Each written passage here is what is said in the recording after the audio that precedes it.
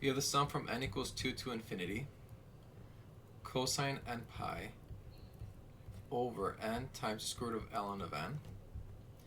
And for this one, we want to see whether it converges absolutely, conditionally, or diverges.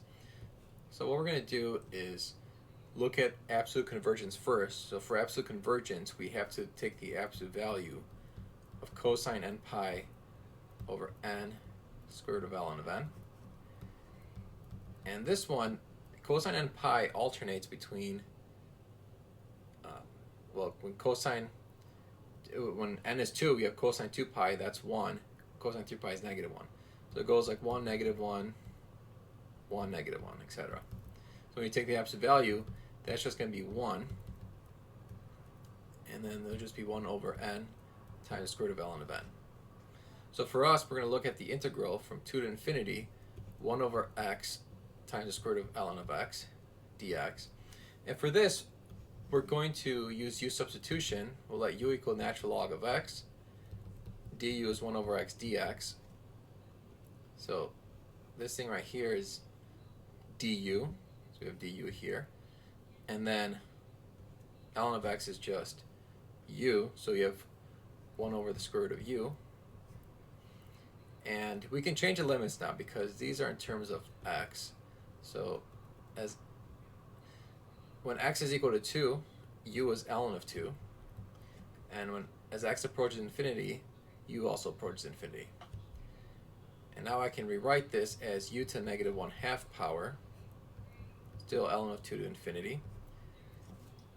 And then I'm going to take the antiderivative of this, so I'm going to add 1 to the exponent, which makes it u to the 1/2, and divide by that.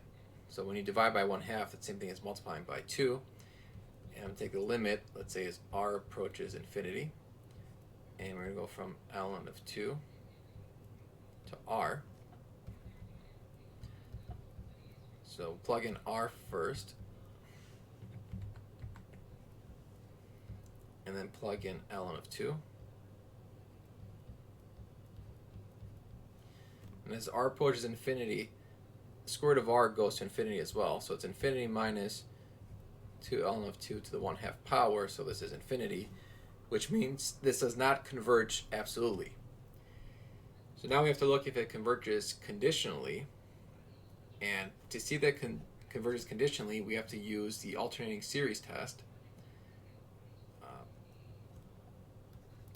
So first, we want to see if it alternates, which we know it alternates because of this. And then, does the limit go to 0?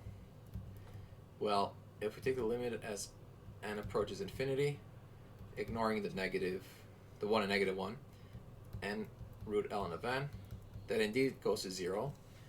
Is it decreasing? Well, n is an increasing function. Ln of n is also an increasing function. The square root is also increasing. So we take the square root of ln of n, that's increasing. And when you multiply by n, that's also increasing. So basically, if you multiply increasing functions, you get an increasing function. So what this means is the denominator gets bigger and bigger. So the denominator gets bigger. Overall, this leads to a smaller value. So clearly this thing is decreasing.